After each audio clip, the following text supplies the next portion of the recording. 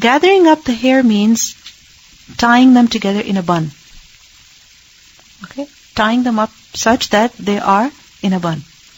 Now, this is something that is not allowed before entering the salah, meaning for the purpose of salah, that a person ties up his hair, nor is it permissible to do during the salah. Okay? Now, even otherwise, in general, tying up the hair in such a way that there is a bun at the back, either at the top of the head or high up on the head, this is something that is not permissible, neither for men nor for women.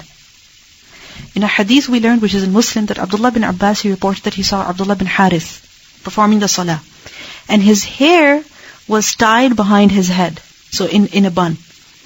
So Abdullah bin Abbas, he stood up and he unfolded his hair.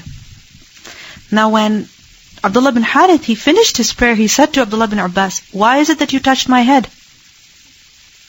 Why did you touch my hair? Why did you touch my head?" So Ibn Abbas said, the man who observes prayer with hair tied up like that is like the one who prays with his hands tied behind. You're tying up your hands behind your back, that you're not letting them fall to the ground. You're not touching the ground, with your hands. And likewise, you tie up your hair behind your head so you don't let them fall. No. Everything of yours must lie prostrate before Allah subhanahu wa ta'ala in the salah. In another hadith which is much more clear, which is a hadith in Abu Dawood, that Sa'id ibn Abu Sa'id al-Maqburi, he reported on the authority of his father that he saw Abu Rafi', the freed slave of the Prophet sallallahu alaihi wasallam. So Abu Rafi', the freed slave of the Prophet sallallahu alaihi wasallam, he passed by Hassan bin Ali when Hassan bin Ali was performing the prayer. And Hassan bin Ali had tied the back knot of his hair. So basically he had tied up his hair in a knot, in a bun, behind his head.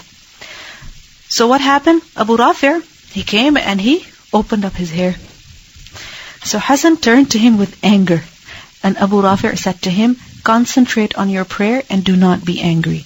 I heard the Messenger of Allah sallallahu alaihi wasallam say, this is the seat of the devil." Meaning, the bun at the back of the head, what is it? The seat of the devil. So with this regard, men should be careful, and men, most of them don't have long hair. Okay? But women, they should be more careful, because this ruling is general, which applies to both men and women. Now, doesn't mean that you cannot make a bun, you cannot tie your hair in that way.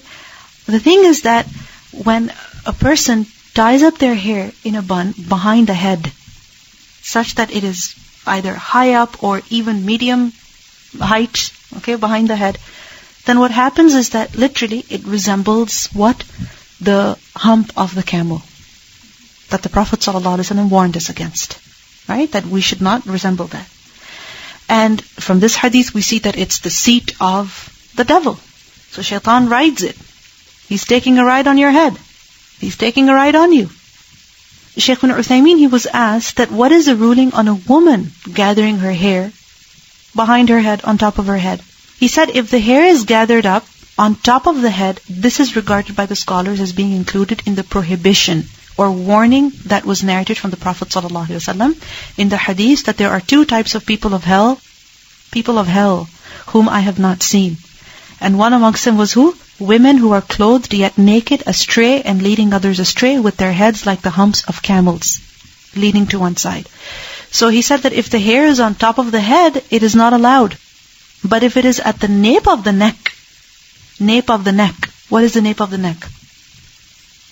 What is the nape of the neck? The back part of your neck. Okay?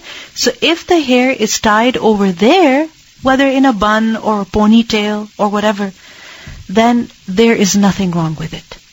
Unless the woman is going out to the marketplace. Okay? In which, that bun is too obvious. Okay? Meaning she's going out basically in front of men. So this would be a kind of tabarruj, because it can be noticed through the abaya. It can be noticed through the hijab. So you understand? You can tie your hair behind your head. No. Not for zina. Not for zina. Not for salah. Not for convenience. Behind your head. Because some women, mashallah, hair is very thick, very long. So even if they make a ponytail or a bun behind their neck, it shows, through their hijab. So she should be careful about that because this is a form of tabarruj. He was asked that if at home a woman wishes to tie up her hair on top of her head for convenience, like otherwise the hair will be on her face, and sometimes it happens that the hair is very curly, and the only way that you can get them all together in one place is that if you just make a bun on top of your head. So, okay, if you're outside, you're wearing your hijab, your hair is out of your face. But at home, when you're doing your dishes, or you're working around your house, if your hair keeps coming on your face, it bothers people, right? So he said that if it is for a reason, that for convenience, around her house, she's doing it, for ease, then there is no harm. But she should not do this for the purpose of zina. Why? Because then she's resembling the women who have been described as the women of hellfire, or she's making a seat for the devil. Okay? So if it's for the sake of convenience, there is no harm. But for salah, she cannot have that bun on top of her head or behind her head. Clear? So this matter is more serious than we ever thought. That we thought, it's just a matter of zina. It's so normal. It's everybody does it, so it doesn't even, stand out anymore. But what do we learn from here? That in salah, it is not permissible. So much so that the companions, when they saw other companions doing this, what did they do? They came and, untied their hair. They didn't tolerate it at all. This is what? Nahi anil munkar. Right? And what did the Prophet ﷺ say concerning munkar? That if you see munkar, then stop it with your own hand. Change it with your own hand. And this is what they did. So they considered this as munkar. Okay? So during the salah especially, not permissible. When a person goes into sajda, he should let his hair prostrate along with him. Okay? Now, when a person has long hair, men, women, both, what happens? Generally people tie them up. Why? Because it bothers them when it comes on their face. But when it comes to styling them, then there's no harm. We let them loose. We let them open. But if the hair is touching the ground, oh my, why should my hair touch the ground? It should not. So again, this resembles an arrogant person that just because a person is doing sajda, he ties up the hair so that the hair does not touch the ground. This is not permissible. This is not correct. A person must let his hair fall to the ground also if he has long hair. Okay? And you know that the Prophet ﷺ also, he had long hair just up to where? Just like around the ears or right below. Okay? Remember that other companion who had very long hair? And the Prophet ﷺ said, what a good man he is if only his hair was not long. And as soon as he heard it, what did he do? He cut it. Right? So men's hair, it may be long, but not extremely long, such that they would resemble the hair of a woman. Okay? But it's natural that when a person will go into sajda, the hair will slightly fall off from the sides. And a person might be annoyed by that, and you might tie it up, not wanting his hair to get muddy or touch the floor. So لا يكف شعرا. What's the evidence?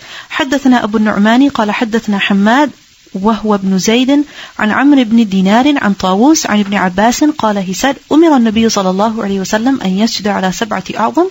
The Prophet صلى الله عليه وسلم was commanded that he should prostrate on 7 bones ولا يكف ثوبه ولا شعره, and that he should not gather up his clothes or his hair.